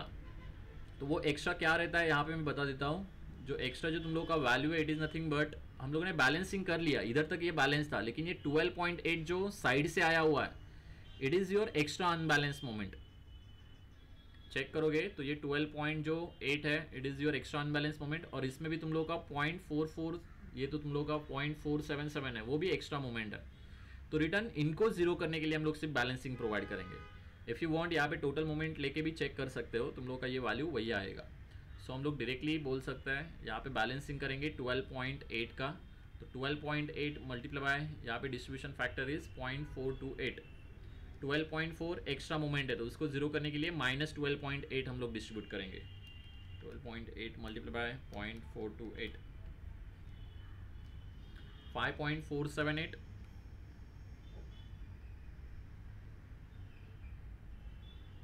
इसका कैरी ओवर चला जाएगा फार एंड के ऊपर 2.739। रिटर्न देखो 12.8 minus 12.8 multiply by distribution factor is 0.572, यह है 7.322 माइनस 7.322। इसका कैरी ओवर चला जाएगा फार एंड के ऊपर 3.661। Okay, are you getting this everyone? I hope सबको समझ में आ रहा है। If you have any doubt you can ask. यहाँ पे चेक करोगे 0.477 एक्स्ट्रा मोमेंट है, तो जीरो करना है तो -0.477 डिस्ट्रीब्यूट करना पड़ेगा, तो डिस्ट्रीब्यूशन फैक्टर से मल्टीप्लाई करेंगे। पहला मल्टीप्लाई करेंगे 0.64 से, तो वो आ रहा है I think it is equals to 0.305। यहाँ पे -0.305 आएगा, उसका कैरी ओवर चला जाएगा फार एंड के ऊपर 0.153 -0.153। रिटर्न 0.477, ये 0.36 से भी मल्टीप्लाई होगा 0.172 0.172, लेकिन नेगेटिव, इसका कैरी ओवर नहीं जाने वाला है। देखो ये किधर तक लेने का है ध्यान में रखना अपने को। अभी तुम लोग बोलोगे कि ये ज़ीरो ही नहीं हो रहा है, जब तक ये कैरी ओवर ज़ीरो नहीं होता है एक्चुअल उधर तक लेना चाहिए, ये बी और सी पॉइंट तक, लेकिन हमारे पास इतना टाइम नहीं रहता है, तो इसलिए हम लोग max to max 3 cycle run करेंगे। ओके, तो एक और लास्ट साइकिल हम लोग ले लेते हैं, बैलेंसिंग मोमेंट कैरी ओवर। तो यहाँ पे देखो रिटर्न बैलेंसिंग मोमेंट इसके ऊपर अगर लेंगे तो ये -0.153 है, तो -1.3 यहाँ पे ये रिटर्न 153 प्लस 0.153 हम लोग डिस्ट्रीब्यूट करेंगे 0.428, तो ये आ जाता है रिटर्न 0.065। इसका कैरी ओवर चला जाएगा इधर हाफ 0.033। देखो अभी ज़ीरो बन रहा है, वो मैक्स टू मैक्स ज़ीरो अभी बन रहा है। Okay, next one distribution factor है तुम लोग का 0.572, 0.88 है, 0.088। इसका जाएगा हाफ कैरी ओवर इधर which is 0.044। Okay, similar way यहाँ पे चेक करोगे तो 3.667, देखो माइनस है तो प्लस 3.667 डिस्ट्रीब्यूट करेंगे, डिस्ट्रीब्यूशन फैक्टर है अपने पास, तो 3.661 मल्टीप्लाई बाय 0.64, यह आ जाएगा 2.343 पॉजिटिव में। इसका जाएगा कैरी ओवर हाफ दूसरे साइड में 1.172। रिटर्न इसको रिटर्न 0.36 से मल्टीप्लाई करेंगे 1.318। इसका कुछ नहीं कैरी ओवर जाने वाला है। ओके, लास्ट में जब हम लोग करेंगे तो बैलेंसिंग मोमेंट के ऊपर एंड करो। ओके, तो अभी देखो ये 1.172 इधर एंड करना है, लेकिन लास्ट स्टेप जो हम लोग रखेंगे वो बैलेंसिंग मोमेंट रखेंगे। सो 1.172 multiply by 0.428, it is 0.428 502 okay. और नेक्स्ट जो रहेगा दैट इज़ 0.572 इंटू 1.172 0.670। यहाँ पे ये 0.044 यस ये 1.318 किधर से आया? 1.318 ये 3.667 है ना, उसको बैलेंस डिस्ट्रीब्यूट किया हम लोग ने यहाँ पे और यहाँ पे, तो इसको distribute 3.667 multiply by 0.36। Okay sir हाँ। ये हो गया इसका बैलेंसिंग ख़त्म यहाँ पे बी पॉइंट का।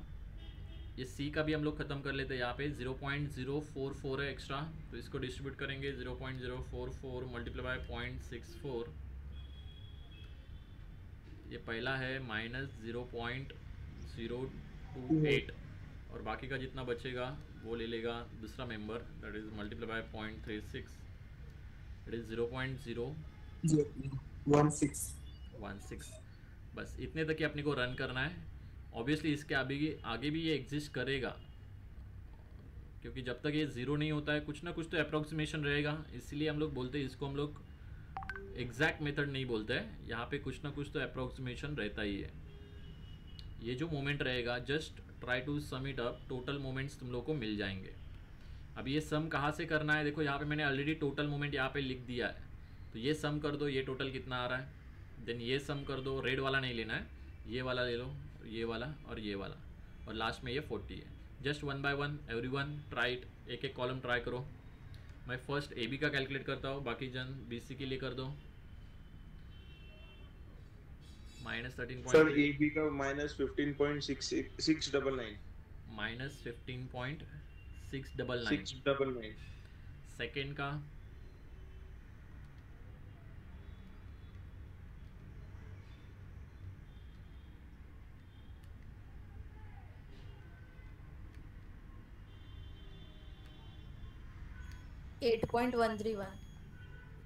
ओके सर फिक्स से करेंगे तो 8.128 आता है। यस 8 पॉइंट, चेक करो ठीक से, मेरा 8.131 है। थर्ड का कितना आ रहा है,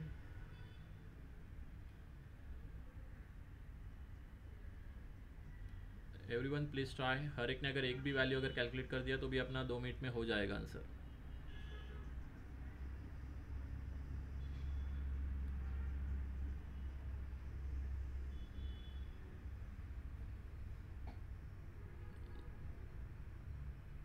check it 40.0649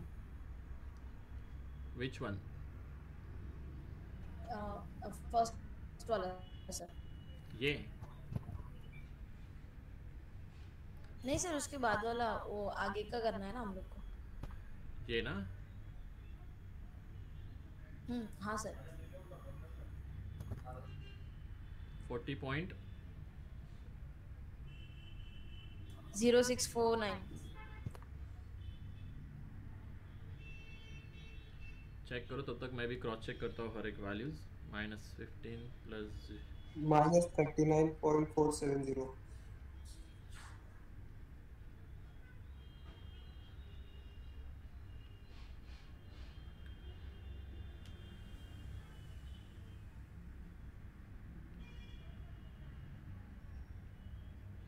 check it. Mostly तुम लोग के वैल्यूज जो रहेंगे इसको मैं हटा देता हूँ digit wise, okay, because mostly कुछ ना कुछ तो यहाँ पे डिजिट का अपना ये हुआ होगा।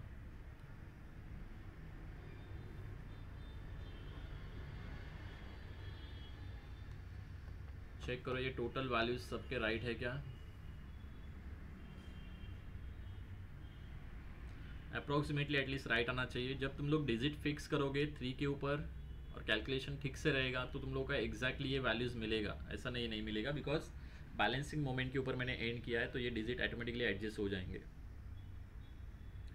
आसपास आ रहा है सबका वैल्यूज़। हाँ सर, मतलब वो 40 के बदले 39.584 आ रहा है, मतलब ओके चलेगा।